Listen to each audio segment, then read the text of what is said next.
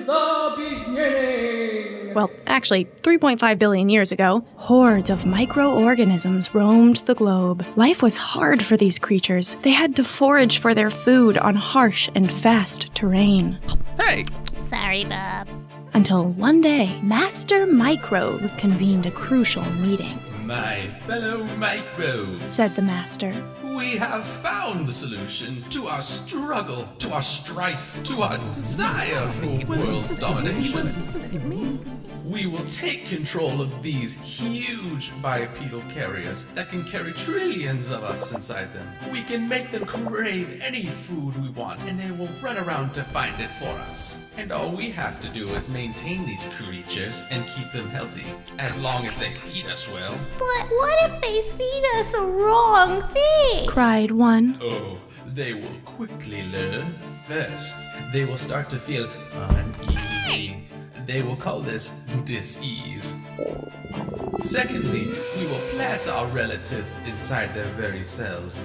They will call them mitochondria, and they will rely on these mitochondria to produce all their energy. And we will tell our relatives to shut the energy off for those who mistreat us. We will have power over the hormones and neurotransmitters that make them happy. Serotonin, dopamine, oxytocin. So if they want to feel good, they have to be good to us. How?